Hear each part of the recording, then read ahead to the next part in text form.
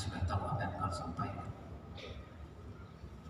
Istri pun mendekat ke aku dan mengatakan, abang, aku boleh bicara dengan abang.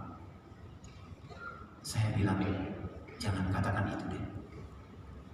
Tapi aku harus mengatakan ini, abang. Anak-anak harus menyampaikan ini kepada abang. Aku mengatakan jangan. Kalau engkau katakan itu dan anak-anak katakan itu kepada aku hilang harga diri kelaki-lakian. Aku nggak mau berapa hari ini Allah takdirkan tidak mendapatkan rezeki yang bisa aku bawa pulang.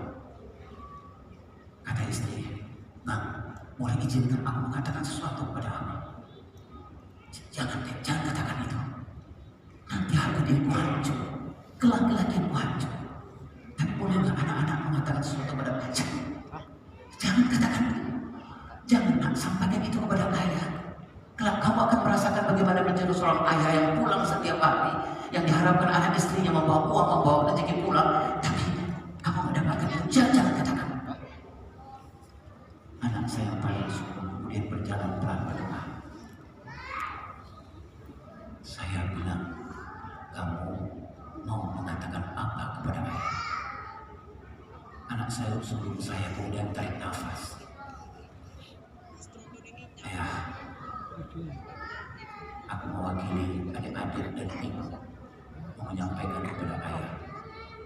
Ayah adalah laki-laki yang kami paling banggakan di dunia ini.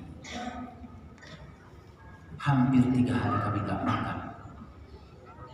Ayah jangan pernah mengira bahwa kami akan mengatakan, ya kami lapar. Tidak, ayah. Kemudian saya tanya, apa yang kamu sampaikan, nak? Apa yang kamu sampaikan kepada ayah? Kami adalah anak-anak Gaza yang bisa menahan rasa lapar. Allah.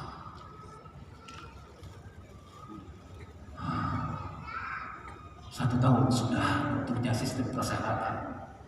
808 syuhada, 717 tenaga kesehatan terluka, 34 rumah sakit, 80 pusat kesehatan hancur, 12.000 orang butuh perawatan medis, perawatan mendesak, 3.500 anak Gaza terancam akibat kekurangan gizi.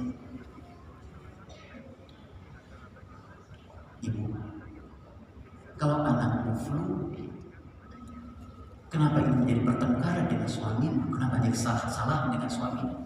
Hanya flu biasa. Ibu, kalau anakmu hanya terluka ketika dia bermain dengan temannya, kenapa ini jadi persoalan besar? Padahal itu adalah satu proses tumbuh kembang yang Allah takdirkan buat anak. Ayah, kalau anakmu bermain dengan teman-temannya, kemudian dia ada perselisihan, kemudian dia bertengkar dan berkelahi, kenapa kamu seperti orang kiamat? Ayah, kalau kamu melihat anak-anakmu bermain, berlari-lari, kemudian dia terjatuh, tersungkur, kenapa kamu merasa itu ada dan kiamat? Hanya luka dan darahnya tidak menetes. Padahal di Gaza itu, anak-anak, kalau dia sakit, bukan dia sakit hanya karena flu. Bagi mereka flu bukan persoalan lagi. Bagi mereka luka, nanas sedikit bukan persoalan lagi. Saya menyaksikan ada anak-anak yang umurnya hanya umur 4 tahun, 5 tahun, patah tangannya, dipatahkan oleh Israel laknatullah. Anak tidak menangis, cuma dia mengatakan, kamu puas dengan tangan satuku ini? Aku masih Allah berikan tangan yang kuat. Kamu mengatakan tangan saya kuat. 4 tahun umur anak itu. Tiba-tiba saya ingat bahwa salah satu target kita dalam mengasuh itu adalah jangan pernah meninggalkan anak-anak yang lemah. Jadi kalau begitu ibu dan bapak tinggalkanlah anak-anak yang tangguh. Kalau dia terlambat makan siang, dia menangis, jangan perlu dipikirkan benar persoalan itu.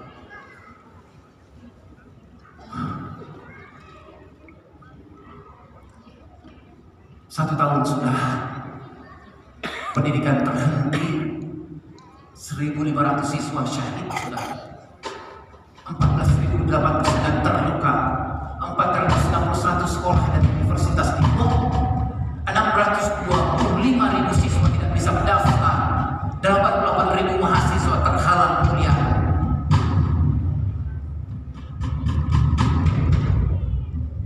Aku yakin ada guru di sini.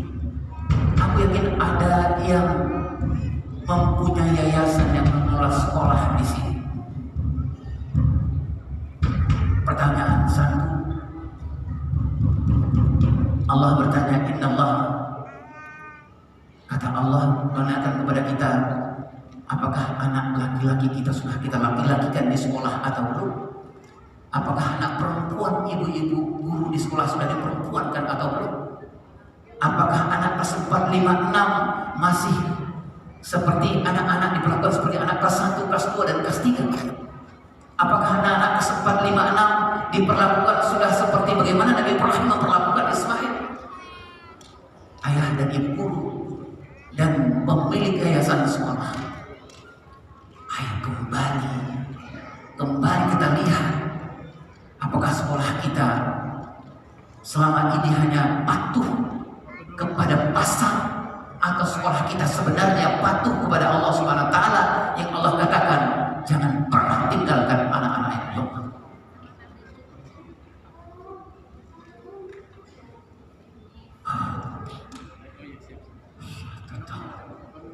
Adakah informasi yang lain yang bisa kita sampaikan? 1 tahun sudah pendidikan berhenti. Ada informasi yang lain yang bisa dibaca, yang bisa disampaikan. 1 tahun sudah anak-anak muda perempuan gak ada krisis. 69% korban terluka adalah korban anak-anak perempuan. 36 anak-anak meninggal karena lapar. 101 bayi lahir dibunuh selama agresi. 710 bayi di bawah usia 1 tahun terbunuh habis-habisan.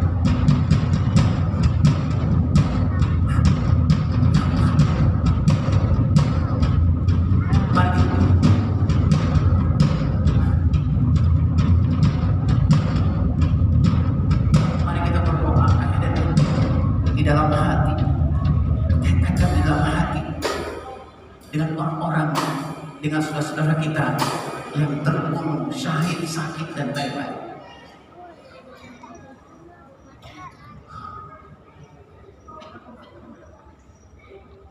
Oh, 1 tahun sudah anak-anak. Lalu apakah kita akan bertahan dalam 1 tahun ini?